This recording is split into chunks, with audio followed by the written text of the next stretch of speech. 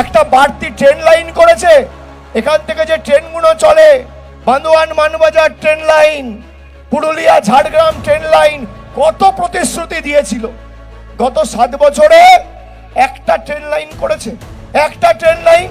এখান থেকে যে ট্রেনগুলো যায় বা হাওড়া থেকে যে ট্রেনগুলো আসে, রূপসী বাংলা বাই পুরুলিয়া এক্সপ্রেস, হাওড়া চক্রধরপুর, আমাকে কত লোক বলেছে এখান থেকে ফোন করে, হাওড়া চক্রধরপুর রাত 12টায় ছাড়ে, সকাল 6টায় পুরুলিয়া পৌঁছানোর কথা।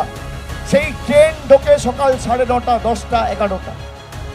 পুরুলিয়া এক্সপ্রেস হাওড়া থেকে ছাড়ে 3:40, পুরুলিয়ায় পৌঁছানোর কথা 10:30টা, সেই ট্রেন ঢোকে রাত্রির 1টা, 1:30, 2টো।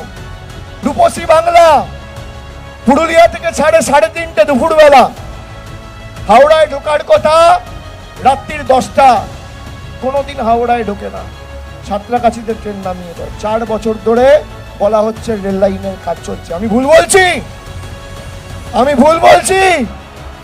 এই ডবল ইঞ্জিন সরকারের নমুনা জ্যোতির্ময় সিং মাহাতো। একটা ট্রেন পুরুলিয়া থেকে হাওড়া অবধি পৌঁছাতে পারো না, তোমরা মানুষকে রাস্তা দেবে, বাড়ি দেবে, জল দেবে, কল দেবে? লজ্জা লাগে না? পুরুলিয়ায় নির্বাচনের ফল ঘোষণা হওয়ার 3 মাসের মধ্যে শুধু পার্লামেন্ট নয়, রেলমন্ত্রীর কাছে পুরুলিয়া থেকে 20 জনের ডেলিগেশন তৃণমূল কংগ্রেস নিয়ে গিয়ে যে রেল সমস্যাগুলো হচ্ছে তার প্রতিকার আমরা করব। বিজেপি চাক আর না চাক, আমরা কথা দিয়ে যাচ্ছি। হাওড়ায় যদি ট্রেন পৌঁছানোর কথা থাকে, যদি গন্তব্যস্থল হাওড়া হয়, তাহলে সাঁতরাগাছি নয়, হাওড়াতেই ট্রেন ঢুকতে হবে। যদি রাত্রির 10টার মধ্যে ট্রেন ঢোকার কথা থাকে, তাহলে 10টার মধ্যেই ঢুকতে পারে।